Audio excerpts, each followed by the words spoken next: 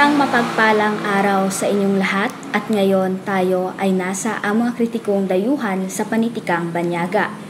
Mayroon tayong 4 na mga kritikong dayuhan sa panitikang banyaga. Ito ay sina Aristotle, Plato, Socrates at T.S. Eliot. At 2 nga rito ang siyang aking tatalakayin at ito ay sina Aristotle at Plato. At ngayon dumako na tayo kay Aristotle at ang kanyang maikling talambuhay at naiambag sa panunuring pampanitikan. Sa Aristotle ay pinanganak noong ika-384 na BCE sa Stagira, Macedonia. Siya ay nag-aral sa akademya na tinayo naman ni Plato at naging mag-aaral rin ni Plato. Itinatag naman ni Aristotle ang Lyceum Academy kung saan naging guro siya ni Alexander the Great sa Athens.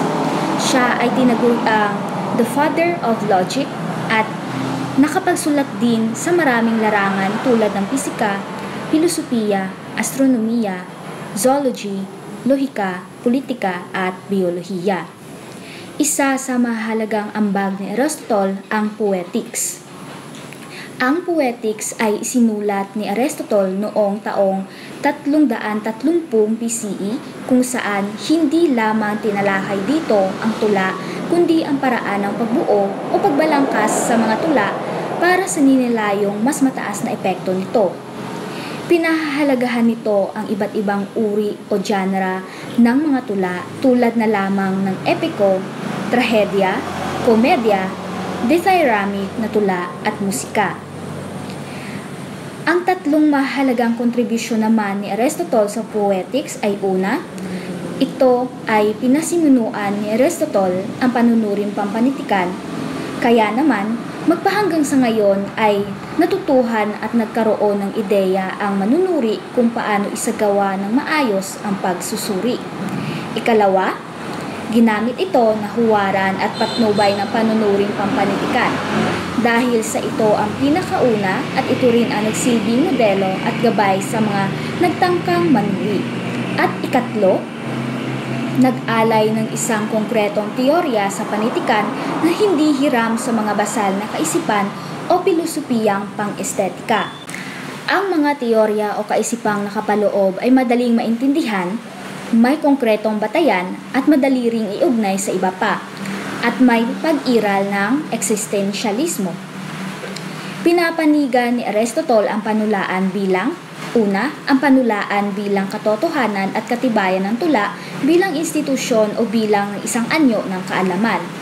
Ang tula ay naglalantad ng mga tunay na karanasan ng isang makata at ng katotohanan. Dapat balanse ang emosyon at kaalaman. Ikalawa, bilang pangmoral na katwiran ng isipan. Kailangan ng aksyon. Ang aksyon ay katanggap-tanggap. Hindi pwede na ang panulaan ay magsulong ng kasinungalingan.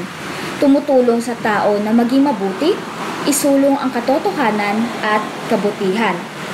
Ang panulaan para sa kanya ay higit na mas mataas at pilosopikal ang panulaan kaysa sa kasaysayan.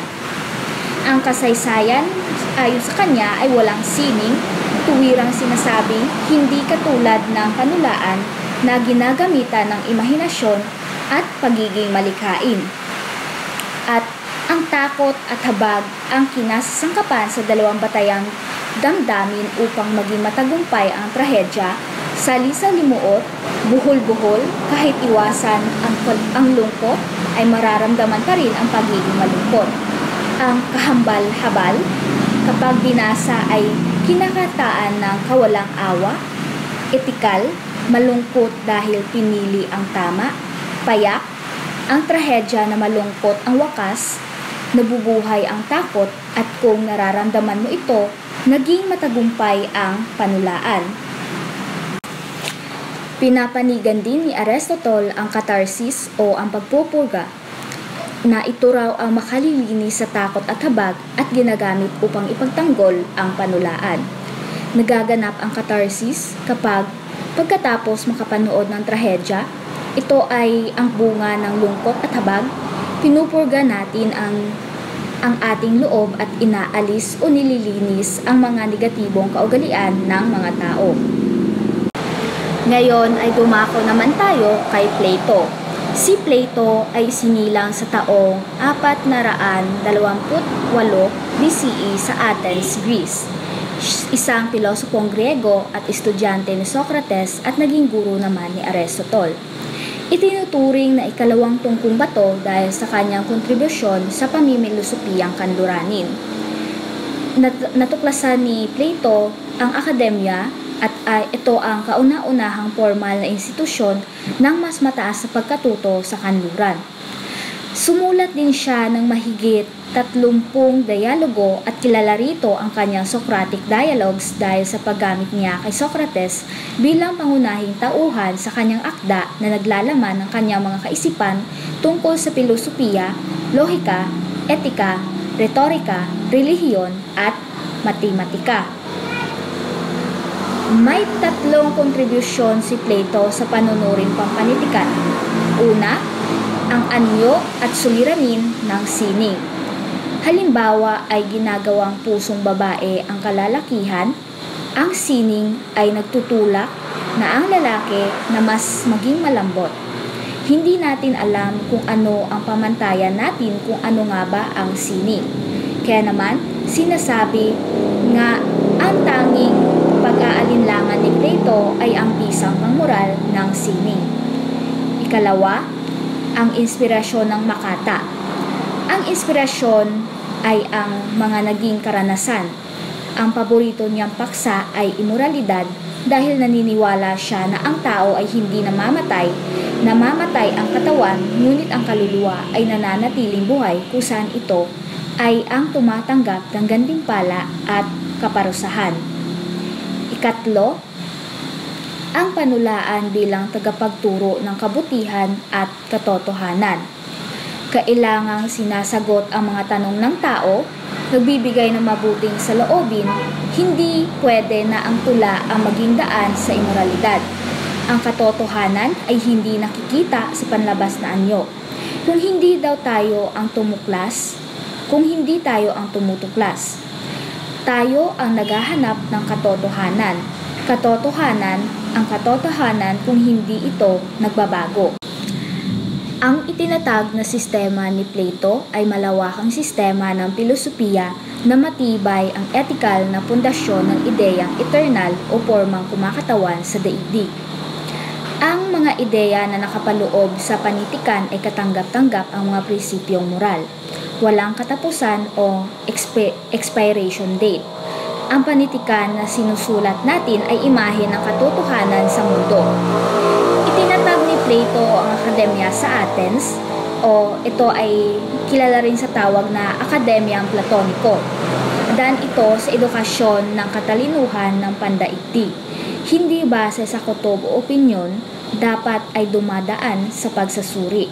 Gaya nga ng aking sinabi na ang akademya ay ang kauna-unahan at formal na institusyon ng mataas na pagkatuto sa Gresya. Taliwas kay Aristotle, pinaniniwalaan ni Plato na ang tula ay isa lamang panggagaga ng konkretong kalikasan.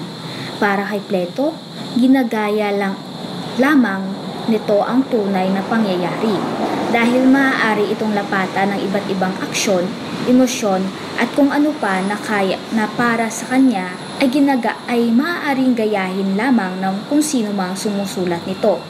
At bilang si Plato ay rasyonalista o ginagaya ang aksyon base sa katanggap-tanggap na emosyon, pinaniniwalaan din ni Plato na ang dahilan ay dapat sundin kahit saan mag-una. Itinatag ni Plato ang doktrinang Phaedo na kung saan nagsasaad ito ng immortalidad ng kaluluwa. Ang doktrinong Phaedo ay isa sa pinakababasahing dialogong sulat ni Plato kung saan nakapaloob rito ang mga pangyayari o konversasyon habang nasa karsel si Socrates sa Athens.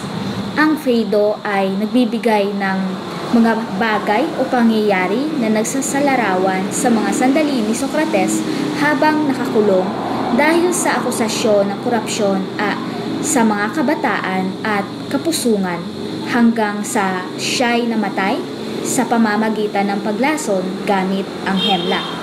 At dito lamang nagtatapos ang parte ng aking ulat. Maraming salamat.